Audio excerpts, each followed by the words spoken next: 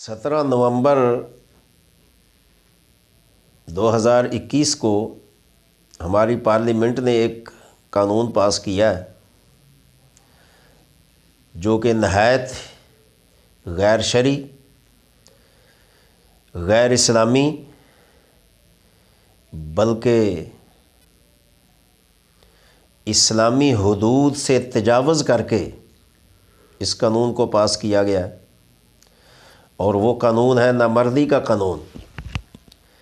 جس قانون کو بنانا چاہیے وہ بنایا نہیں، اور جس قانون کو ردی کی ٹوکری میں پھینکنا چاہیے وہ قانون ہماری پارلیمنٹ نے پاس کر لیا۔ سورہ نور آیت نمبر 2 کسی سے ڈھکی چھپی نہیں ہے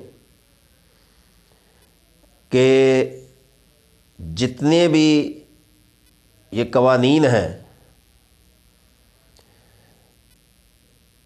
جو کہ ہمارے معاشرے کو خراب کر رہے ہیں، جو کہ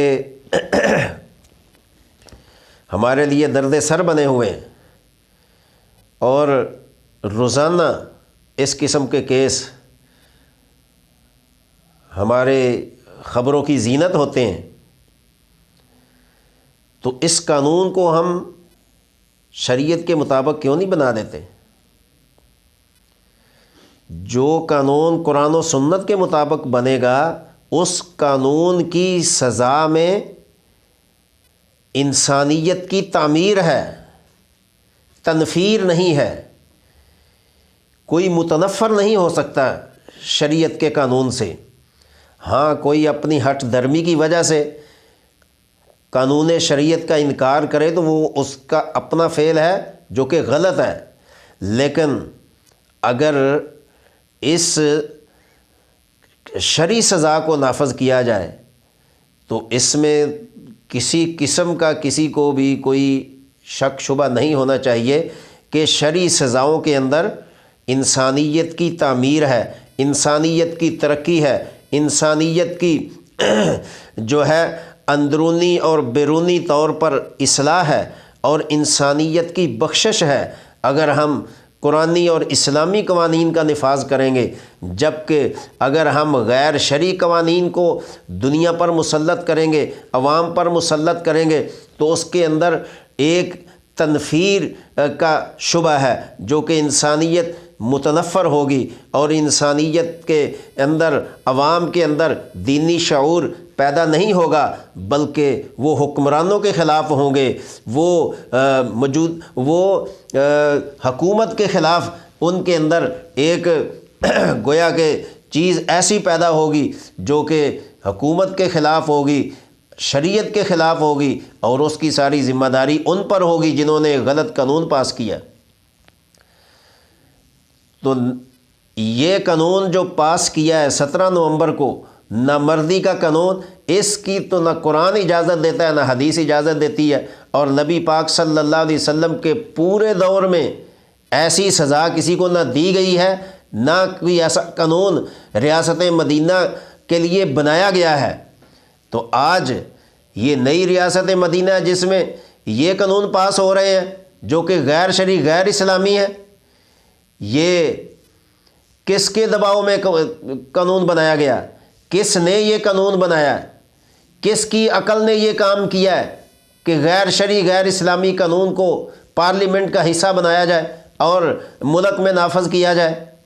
یاد رکھیں، جو غیر اسلامی قوانین ہیں ان کی ایک اسلامی جمہوری ملک میں کوئی جگہ نہیں ہے۔ اس قانون کو آپ کو واپس لینا پڑے گا، چاہے جلدی لیں یا بدیر لیں۔ اور یہ بھی میں کہنا چاہتا ہوں پوری عوام کو کہ اس کے خلاف آپ کو نکلنا پڑے گا اگر یہ قانون واپس نہیں ہوتا، اس لیے کہ ایک انسان کو آپ نے جانور کے برابر بنا دیا ہے، ایک انسان کو جو کہ اشرف المخلوقات ہے، جس کے بارے میں اللہ کے قرآن نے فرمایا کنتم خیر امت اخرجت للناس، کہ یہ تو بہترین امت ہے، تو بہترین امت کو آپ کیسا قانون دے رہے ہیں؟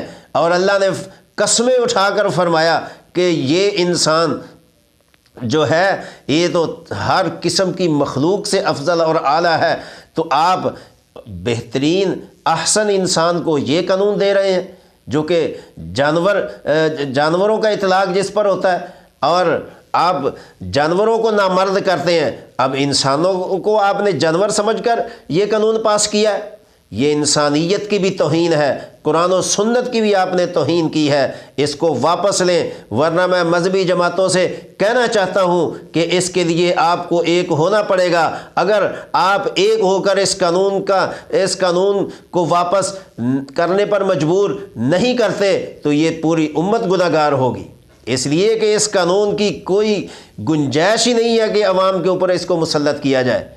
اور آفرین ہے ان حکمرانوں پر اور ان پر کہ جنہوں نے اس قانون کو غیر قانونی شکل دے کر پارلیمنٹ میں پیش کیا ہے۔ کیا ان کا ایمان ہے؟ کیا ان کی سوچ ہے؟ کیا ان کا یہ کہیں کہ عشق رسول ہے؟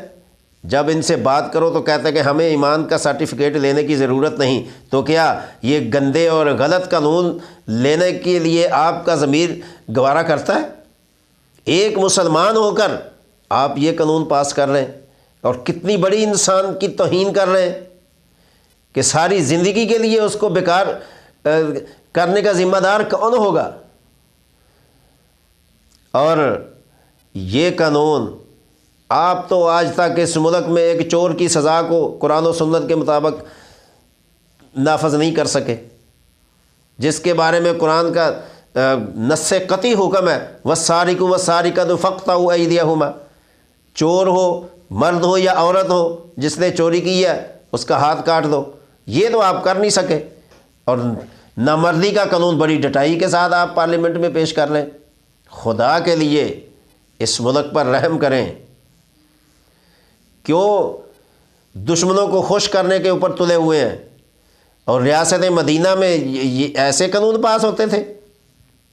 ایک طرف آپ ریاست مدینہ کا نقشہ پیش کرتے ہیں، دوسری طرف غلط غیر شرعی غیر اسلامی قوانین کا نفاذ کرتے ہیں۔ خدا کے لیے اس پر غور کریں۔ اللہ تعالیٰ